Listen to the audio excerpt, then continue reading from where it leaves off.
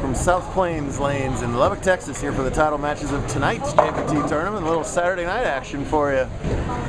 This is top seed Dwayne Threed, and he has put on a show all day long, but he's going to have his hands full against defending champ in this house, Eileen Linares. She was the winner here last time we visited on Lubbock on a Sunday, while her cousin Urellis won on Saturday. It was ladies' weekend. Eileen would love to keep that up today. They'll be all even if Dwayne can convert this 3-pin, which he has no problem doing. To the right, the handicap division title match. There he is again, Carlos Estrada. We saw him in El Paso finishing second to Kendall Balea. This time he was the runaway top seed, and he has his hands full as well, as newcomer Connor St. John has an early lead on him. They both started off with 3 in a row, but that chopped spare from Estrada hurts his cause. He is getting 20 pins of handicap difference, so Connor's got to win by 20 to tie, 21 to win.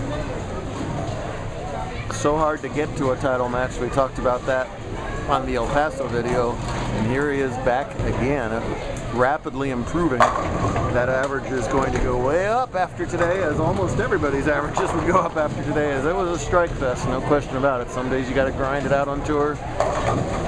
Today you had to strike. Plus 124 was your cut and scratch. You had to have a 225 average just to get to round 2 of a youth tournament. How about that?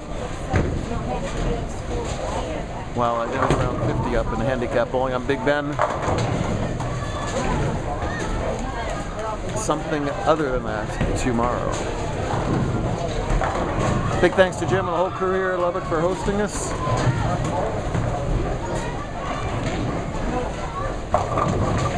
And allowing us in on a Saturday night, as the rest of the 40 lanes here are busy. Connor gets that 8-10 to fall LA. That's another double, so he's just about picked up the handicap difference in that match. Eileen qualified 4th today by 1 pin at plus 285 over poor Zach Harvey. Had to suffer through that one. Yeah, plus 285 was 4th today, and it was a logjam. Brock Bivens was next at plus 290, Justin Weddage at 292. Eileen beat Justin and Brock in the last match to get here in our hurry up and get out of here Saturday night stepladder format. Eileen, of course, a great spare shooter. It's a 3rd in a row.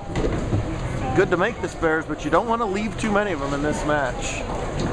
The lanes have held up real well. You don't have that disintegrating pattern like we had last week in Glendale after all that lane play. A lot less lane play today, so people are pretty much playing lines and angles that got them there. Let's see what Threed does here in the 4th. And a little flat 10 there. Nice young man. Talked with him a little bit today. Jay, you ordered honey, Jay? Tried out the tour a long time ago. First time we've seen him in quite a while, and with a vengeance. Look at this 8-game total, plus 456. That is up there in the record books. William Haverland had that famous plus 504 back in the day here. A couple people have beaten that since, but it's been a while since we've had the 450 barrier broken. Qualified first to plus 247, which included a 279 and a 278 game. Shot 719 in the semis, winning all 3 of those games, and that adds up to that. Real good stuff. Estrada's been striking at will on the one lane, but the other lane he hasn't been able to double up on. That's been the difference in that match over there, as Reed comes up high again. Let's see if St. John can make it 3 in a row. He can't. But both he and Dwayne leave makeable spares. I feel like Threed is just ready to burst. He's one of those nervous energy kind of kids, which make it always entertaining to watch. But handling the moment well. Deep breath under that mask.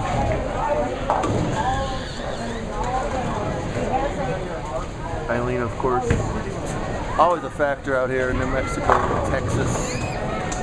Now the Mountain Conference, but her big career highlight, without a doubt, was capturing the main event a couple of years ago. Everything else she does in JBT is a free roll once you're a main event champ. You win main event or TPC, that's pinnacle stuff, and that's 10 in the pit right there. Can't do any better than that, and they're all even through 5. Nick and Courtney. Another flat 10 here by St. John. He came in at plus 233 today. Only 1 game below entering average. And he won the 3-way match against Chloe and Hayden Ruiz. Title match up quickly at the 10 pin. Not really much cross lane, but get what you're looking at, and that's not a problem. Eileen for a big double to take the lead. Yeah, ma'am. 2 pretty shots there. And for the first time all day, really, well, since game 2, Dwayne Creed is trailing. We'll see how he responds to it. He went 208 through the middle of the back game 1, but then 279, 278 were games 2 and 3. And now all of a sudden it's a 4-game match, and that's maybe his prettiest shot of the match, so great response from him. Estrada still not able to strike on lane 6 over there. If he spares it up, he will trail by 18, and he's getting 20. So tight match in both divisions. He's occasionally a little shaky on his spares as a more beginning bowler, but has that 4-pin with no problem. Reed here looking to tie up the match again. 7th frame. That's got to push. Oh!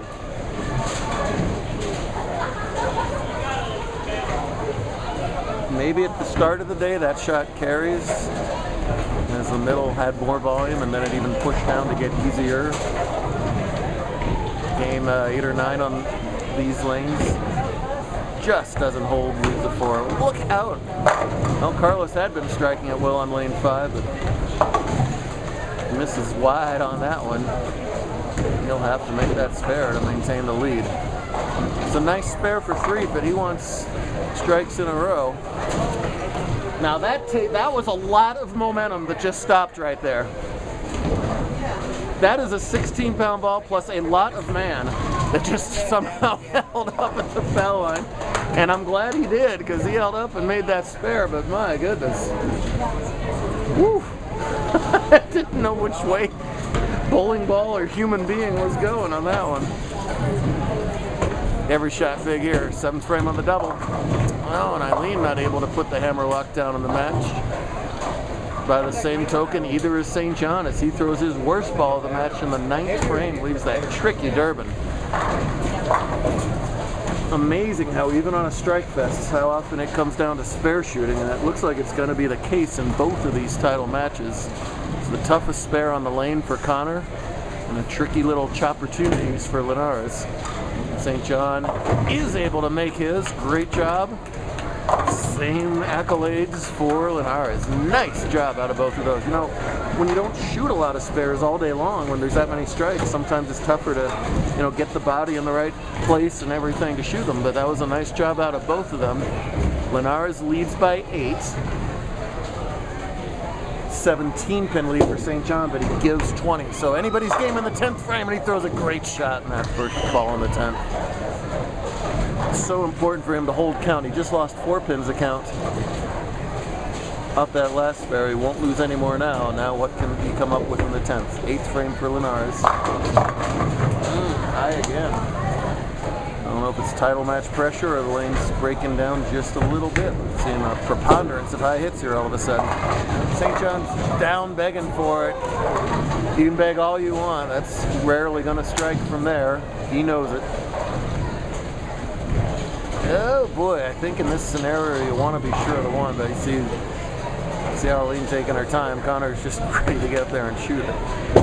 Eileen has no problem with the 6-10, and by rushing a little bit, he throws away that other pin. Goodness gracious, I hope that doesn't matter for him. He's got to win by 20 to tie. Carlos would 9 out for 190, which would be a 27-pin loss. So mark and count should win for Estrada. This is the lane he has not been as good on. There's 10 in the pit for 3. gaining confidence on that lane, and that's good news because that's the lane he's going to finish on. Here's Estrada for the win. He gets the strike in the 10th. And that should do it. 202 with the spare is a 15-pin win. He only needs 6 pins on 2 balls. Well, we'll have to talk. If he gets those 6 pins, we're going to have to talk to somebody here to my right. Because little something happened during check-in. He's smiling under that mask. Big shot for Dwayne. You betcha. Yes, there's the reaction I've been waiting to see out of him. I'm sure he's feeling the same way as he finally catches his first double of the match at the best possible time to retake the lead by 4 in the match. Estrada gets the double. You know, checking in, the parents are as varied as the kids. Some of the kids are nervous. They, you know, they've never met me before, different tournament, whatever, and the parents run the gamut too. Well, Mrs. Estrada strolled on up to the table and says, "This time if you don't win, you can walk home." And I'll go verify that with her. I believe that's a direct quote. Ah, what a pretty shot from Eileen in the 9th. Sets up all kinds of variables. Erin, you ordered ready, Erin? She's going to go give him a big hug first, and I don't blame her one bit. However,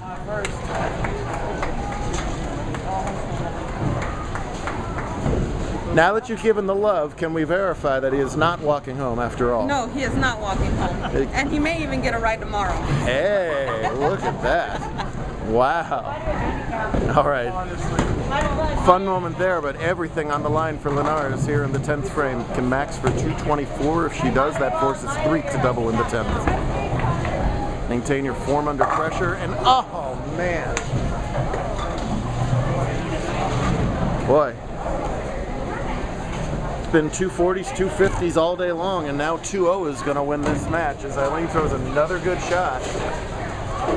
But both bowlers coming up high on this left-hand lane. Not 4-pin means that 3's only going to need a mark and good count.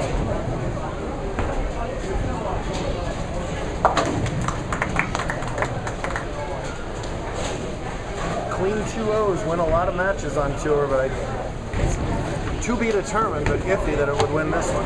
I would have said no before the match started. But you're going to have an untested bowler, at least as far as our tour is concerned, in Dwayne here in the 10th. Important for Eileen to fill all 10 here and put as much count pressure as possible. On 3.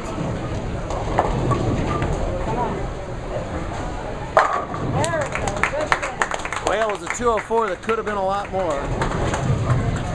And whether it is enough or not, rests on this young man's right hand. Like Eileen did, maintain that form under pressure. Once it's over, then you can explode. Strike and it's over. Anything less than a strike, he must make and hold a 3-pin count advantage. Can you throw it any better? Now you explode it. He knows it. Boy, both bowlers struggled to string them together. When it mattered most, Dwayne came up with the goods.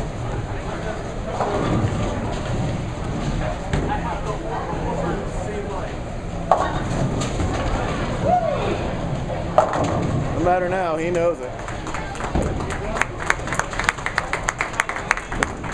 Ah, we like it when it means something to him, and clearly it does. Big sigh. Eileen's got to regroup and bowl against Chloe coming up here, and then Dwayne will be, Carlos will take on Chloe. I don't want to go against No, don't worry about it. There is a champion.